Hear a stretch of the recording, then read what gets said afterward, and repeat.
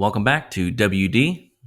FM, the official Walt Disney Family Museum podcast. We're your hosts, Brie Bertoluccini, Marketing Manager. And Chris Mullen, Senior Marketing and Communications Coordinator for the Walt Disney Family Museum. Happy April, Chris. I'm so glad to be back for our Museum Musings episode. Right back at you. We have lots of museum updates this month. First, starting this month, masks will be strongly encouraged but no longer required for programs in the theater, including our in-person talks, story times, and film screenings.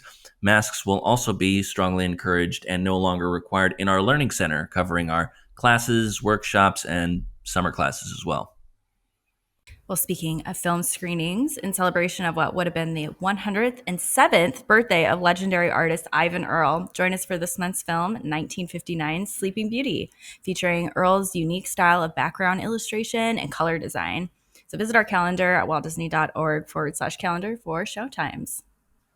Speaking of Sleeping Beauty, on April 29th, join former Disney Imagineer Julie Svensson for an in-person program as she discusses the artistry, unique style, and career of her friend and colleague, Disney legend Walt Paraguay.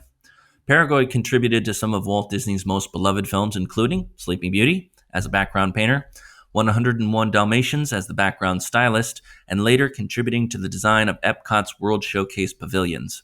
He was nominated for an Academy Award for his work with Disney legend Ivan Earl on the 1958 short film Paul Bunyan. On May 7th, join us for a special in-person story time with author Natasha Yim as she reads her new book, Disney Pixar Turning Red, Like Mother, Like Daughter, based on the Academy Award-nominated Disney and Pixar movie Turning Red. Stay tuned for an illuminating interview we did with Natasha in a future episode where we discuss her career as a children's writer. That was such a great conversation we had with her. I can't wait for that to come out for you all to hear it. The 66th San Francisco International Film Festival is upon us. Join us as we host a family workshop in our theater with legendary animator Andreas Deja in partnership with SF Film. Andreas will present the world premiere of his new animated short film, Mushka, that tells the beautiful and touching tale of a young girl and the tiger cub she is raising. Andreas will present behind-the-scenes artwork, answer questions, and lead the audience in a drawing activity inspired by the new short film. This will be a super exciting workshop. This film has been a long time coming. Back in 2017, we had the exhibition Deja Vu, the art of Andreas Deja, which featured concept artwork of Mushka. So it's all coming full circle to have this film's world premiere at the museum. I love that. Yeah, and I think we were showing the trailer for a small time too, but like a very early, rough version of the trailer. So seeing it from sketch to screen, it's going to be a good time to see it in its final stage. And getting to take a workshop directly from Andreas, that is, we don't get to offer that often. And with the partnership with SF Film to make it possible, it's learning from a Disney legend. Animation is just unmatched. Well, speaking of learning about animation, get creative this summer with the return of our very popular summer classes. We have classes ranging from grades 3 to 12. The classes offered are digital animation rubber hose, character design anthropomorphic characters, from sketch to screen effects animation, world building, multiplane animation, stop motion and fabrication, drawing fundamentals, infrastructure and perspective, and the heroine's journey. If you have a student in the Bay Area interested in art or animation this summer, visit our website to learn more. Well, with that, it is time to get in our favorite segment of the episode, our Collections Clash. Well, last month's theme was horses, and it was a galloping good time. The first round was between my pick of Walt's saddle, used in Zorro, and your pick of King Arthur's carousel, featured in the Disneyland model. The saddle received 38% of the votes, and the carousel received 62% of the votes. So congrats on the round one win, Chris. Even though yours was just like miniature fake horses, and my pick was something used on the famous horse Tornado in Zorro, but okay. Not bitter at all. Well, I can make the same case for round two. It was between my pick of Walt's polo case in the galleries and your pick of the Pastoral Symphony Centaur concept art. The polo case received 35% and the centaurs received 65% of the votes. One of our resident horse experts on staff objected to centaurs being involved in a horse category, but such distinctions did not matter to our voters. The centaurs won out. The voters know what they want, and centaurs for round two was what they wanted. Well, for the final round, it was between my pick of Walt's USC Trojans membership card, which now thinking about it was a wild pick. I don't know what I was thinking.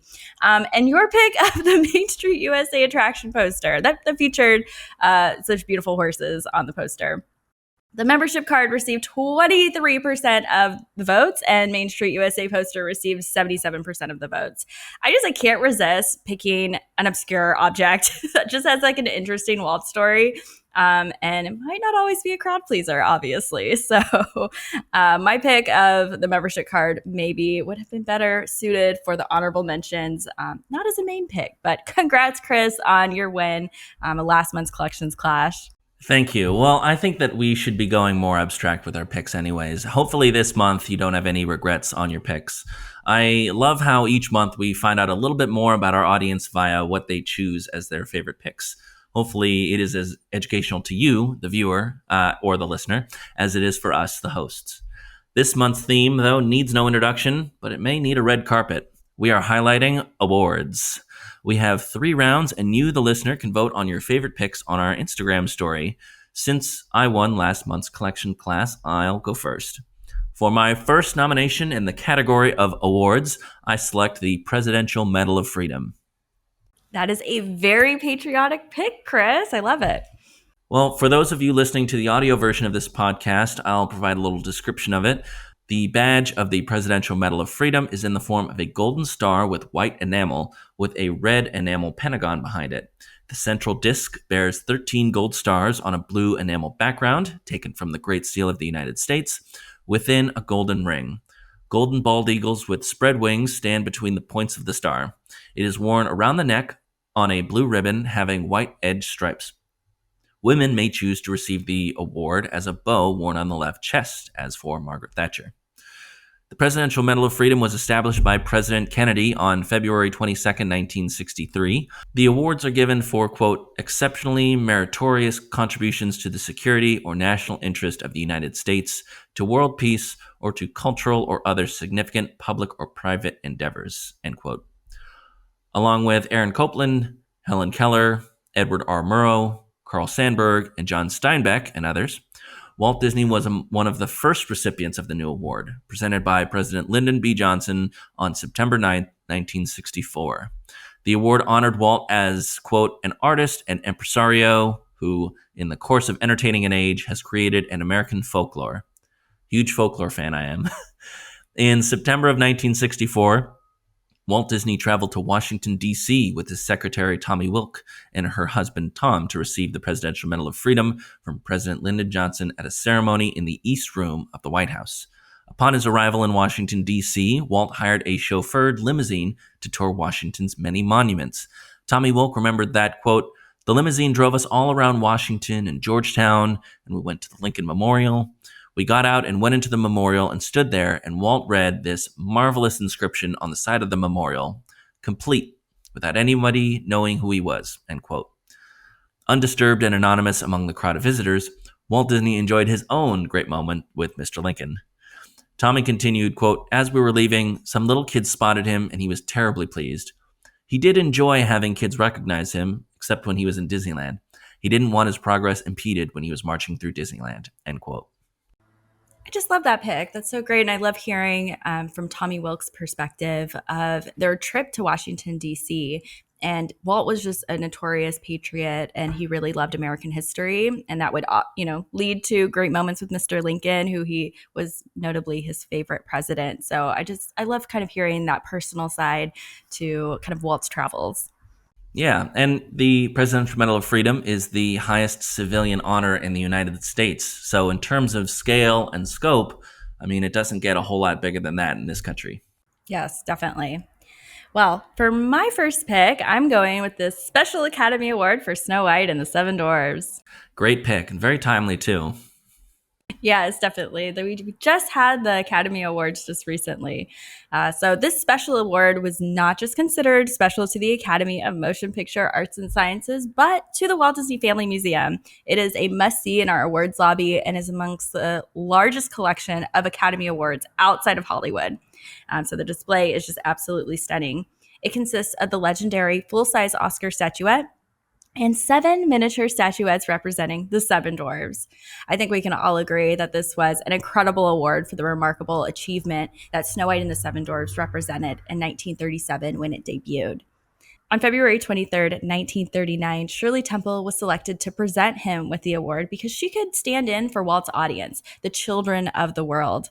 At the award ceremony, Shirley Temple unveiled the statuette and exclaimed to Walt, "Isn't it bright and shiny?" I think that's everyone's kind of favorite thing to quote from that experience when you see the photo. "Isn't it bright and shiny?" According to his autobiography, Academy president and legendary film director Frank Capra was the one who came up with the idea of a special award and a full-size Oscar statuette with 7 smaller ones descending in a row. There has been only one other time that an Oscar statuette has been customized. The year prior to when Walt received his award, famous actor and ventriloquist Edgar Bergen was presented with an honorary award for his outstanding comedy creation, Charlie McCarthy. It was a wooden Oscar statuette with a movable mouth. Edgar Bergen would later have a role in Disney's Fun and Fancy Free in 1947 and on Walt's first television special, 1 Hour in Wonderland. 1 Hour in Wonderland. I think that one also stars Walt's daughters, Diane and Sharon, too. Exactly, tying it all in. Yeah, well, and I think Walt would object to Shirley Temple's representing his audience because Walt would say that he made movies for everybody, not just kids, but he was very touched by the gesture as well.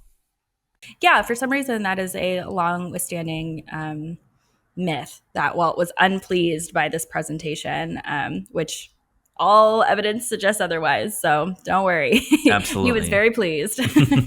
Well, Bree, you have the next pick as well. What is your second round pick? Well, as a fan of miniatures, I love seeing the miniature statuettes on the Snow White and the Seven Dwarfs Academy Award. But for my second pick, I'm thinking of going smaller with the Academy Award bracelet that belonged to Lillian Disney. Well, I should have known that if there was a miniature that could be picked, you would be picking it. Great pick, though. I recently got to take a closer look at the miniature Oscars and can confirm that they really are engraved with the recipient, film, and year. I feel like this collections clash, we are headed into the Adventures Through Inner Space attraction, magnification, which is what we might need for this object. Why pick one award when you can pick Walt's full collection of Academy Awards and one piece of jewelry? Kind of going around the... Wow, that doesn't seem fair. Well done. Last round... You did pick Walt's entire polo case, so I could have gone with the entire Academy Awards collection. But well, when you talk about Walt and horses, you got to go with the whole stable. Yep, there you go. Well, in the 1960s, Walt purchased 20 miniature Oscar charms, each engraved with the name for the work that it was awarded and the year. He created a beautiful charm necklace and gifted it to his wife, Lillian, who then converted it into a charm bracelet, which she proudly wore. These charms are about more than half the size of the miniature statuettes on the Oscar for Snow White and the Seven Dwarfs. So teeny tiny. Well, and it's a great, I think we've talked about this before, it's also a great symbol of Walt showing his wife, Lillian, just how much she was integral to his success from the very beginning. He's basically saying, my Oscars could not be here without you, so now you get to wear them. I know, I love that sentiment. For my next pick, though, in the category of awards, I'm picking the Seed Award. That is a pick. That's a choice. Yeah, well, it's got everything. Striking and iconic design, a local tie-in to the museum's location, and an all-timer quote by Walt.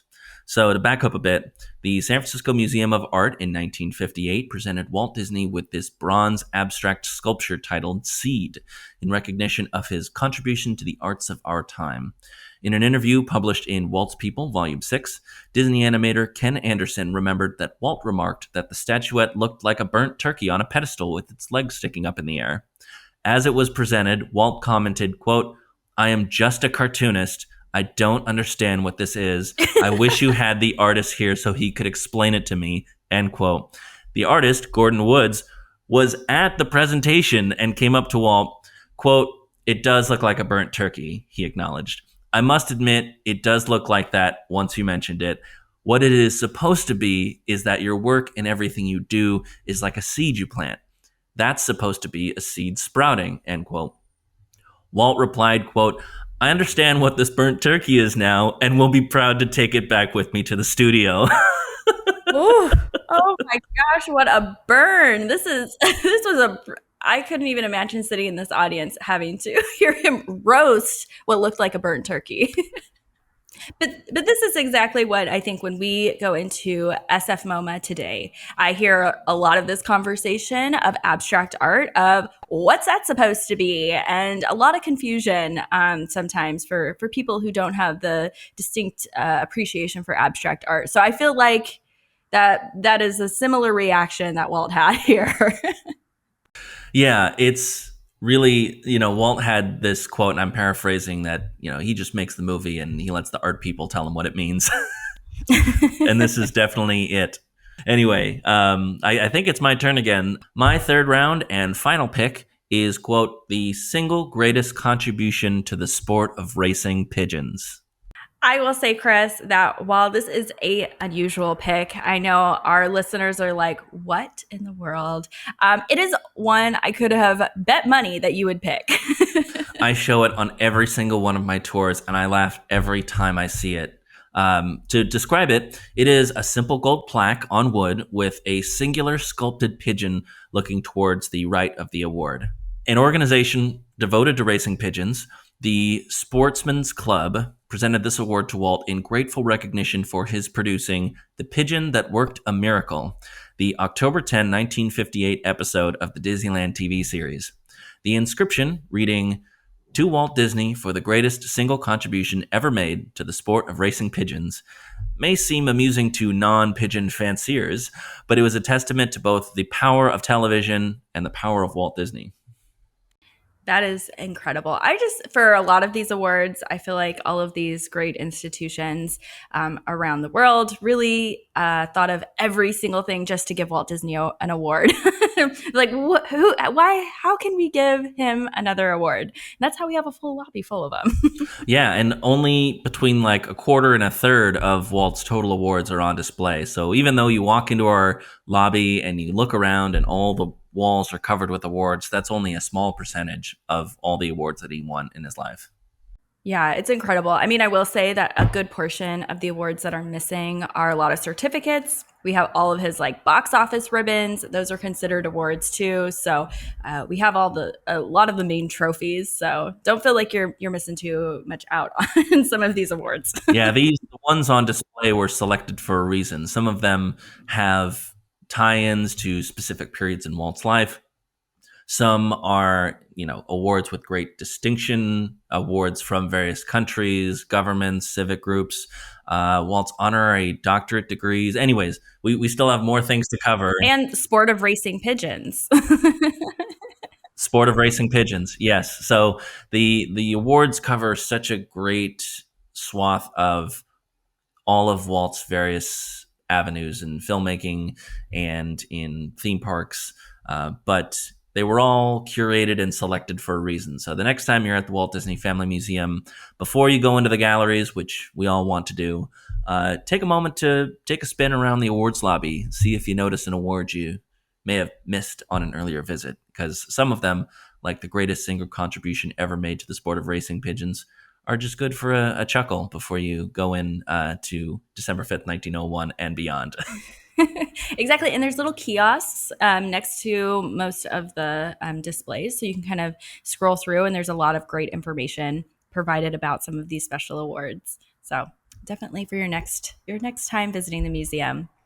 Well, for my final pick, I'm going for the only award that was presented to Walt Disney that is on display in our galleries. It is the award of Showman of the World. Wow, great pick. I don't know too much about this, so I would love to hear more of the information you pulled up on this, because I think it's fascinating that we only have that one award actually in the galleries. All of the other awards that we have on display are relegated to the lobby. So tell us a little bit about it, Brie. Yeah, well, buckle your seatbelt. You're going for a ride. I have a lot of information.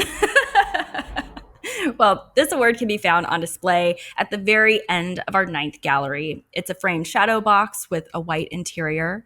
There is a gold and white 3D compass rose, black lettering on the glass that declares Walt Disney as the showman of the world. Walt was the first recipient of the Showman of the World Award, and it was presented by the National Organization of Theater Owners on October 1st, 1966. Inscribed on the award, it states, quote, "He is indeed the first, perhaps the only, showman of the world. He is, of course, Walt Disney." Here is an excerpt of the dedication, quote, "Above all other, in a global configuration of the showman of the world is one man. He stands alone. His sensitivity to the visual delights is unequaled, even unchallenged. But most of all, his uncanny ability to bring joy and gratification to young and old alike set him apart. He is known and loved in every land, in every tongue," end quote. So during this night, the National Association of Theater Owners named actress Sophia Loren their Star of the Year. And there's a great photo on display next to the award in our galleries of Walt and Sophia Loren holding their awards. Walt and Sophia are each actually holding a silver engraved plate. This was the award Walt received on the day. And he additionally received the plaque that we have on display. So you'll notice those two differences there. If you noted the date, October 1st, 1966, this would have been Walt's last speech and one of his final public appearances. He would pass away on December 15th, 1966, just 2 months later. His speech is quite long and really encapsulates his entire career, and it really is quite reflective. I won't read the full speech here, but I recommend seeking it out. It's really beautiful. Here's a little excerpt of it. Quote, "Now, before sitting down to count my blessings, I want to make you a promise. I promise we won't let this great honor you've paid us tonight go to our head. We have too many projects for the future to take time out for such a thing. On top of that, after 40 some odd years of ups and downs in this crazy business of ours, we know too well you are only as good as your next picture," end quote. Since this was the first time this honor had been presented by the National Association of Theater Owners, they actually retired the award after Walt's passing, making Walt the only showman of the world. Wow, that is a great story. And, you think about the role of theater owners in Walt's career. Just a couple stories stand out. Obviously, running Steamboat Willie, the kind of untested Mickey Mouse, was a favor of a theater owner. Also, later on, when Walt wanted to get into nature documentaries, a theater owner agreed to run his film Seal Island, which Walt's own distributor, RKO, at the time had their doubts about distributing around the country. But it was thanks to that theater owner that not only did Seal Island win an Academy Award, but it started the series of true life adventure films that would win a total of 8 Academy Awards. So Walt was definitely very grateful to the role of theater owners throughout his entire career, and I think that made the award mean that much more to him. Yeah, definitely. And I think I didn't quite touch on this, but noting that it is the only award that's featured in our galleries instead of in the awards lobby. And that is because this was, the last award he received in his lifetime, one of the big celebrations that he went to, and kind of just showing how he was looking towards the future. And he had so many projects that he was working on at the time of his passing, and just how there was so much left to be done. So it always is, reading that full story in that last end of Gallery 9 and then walking into Gallery 10, learning of his passing is just heart-wrenching. Need tissues, permanent tissues there for sure. Yeah, well, and two, because October 1st, 1966, it's only about 2.5 months before he passed away, making that one of his last high-profile public appearances. That puts a real bow on Walt's film career in that way. So I think that was a great pick, and I can't wait to see how the voters in our Instagram stories judge each of the awards. And speaking of, I feel like 3 picks each just isn't enough for the great selection of awards that we have in our collection. So now I believe it is time for our honorable mentions. These will not be up for voting. My first honorable mention is Comedango Mickey from the Artists of Brazil, featuring a cast bronze Mickey Mouse riding a tortoise. I could find absolutely no other information on it, hence why it was relegated to an honorable mention, but its visual is a 10 out of 10.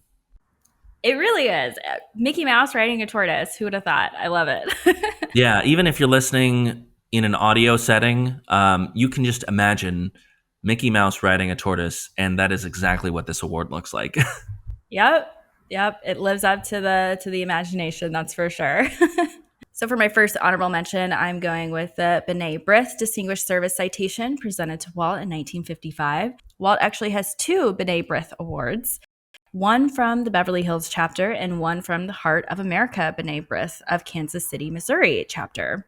The Independent Order of B'nai B'rith, meaning Sons of the Covenant in Hebrew, is the oldest continually operating Jewish service organization in the world, which fights anti-Semitism all over the world.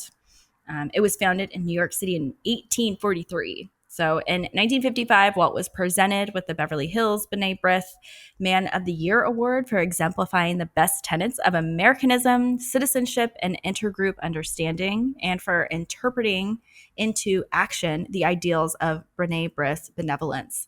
This award is a gold and black engraved plaque. Very good choice. My next honorable mention is the Cinderella Contest Japan Trophy, a replica of the iconic glass slipper from Walt Disney's classic animated feature Cinderella.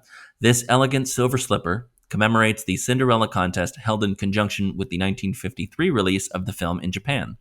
Cinderella contest had been held in the United States for the film's original 1950 release, with publicity stating that the winner, quote, must have character, personality, charm. It is not just beauty. It can be a cheerful disposition, a friendly, helpful nature, or a particular talent for making others happy.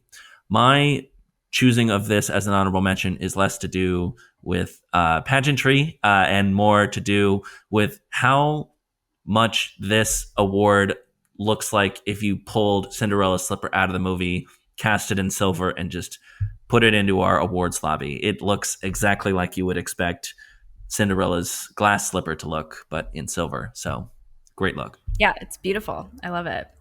My next honorable mention is the Coast Guard Bell Award presented to Walt for his distinctive achievement for his Academy Award winning People and Places featurette, Men Against the Arctic, from the U.S. Coast Guard, Washington, D.C. in 1956. Men Against the Arctic documents how icebreakers, specially constructed ships built by the U.S. Coast Guard, must break through heavy Arctic ice packs in an annual mission. This bell was from the Greenland Cruise, a U.S. Coast Guard Arctic survey boat. It was presented to Walt as a, quote, Coast Guard Oscar for Men Against the Arctic, so their own version of an Oscar.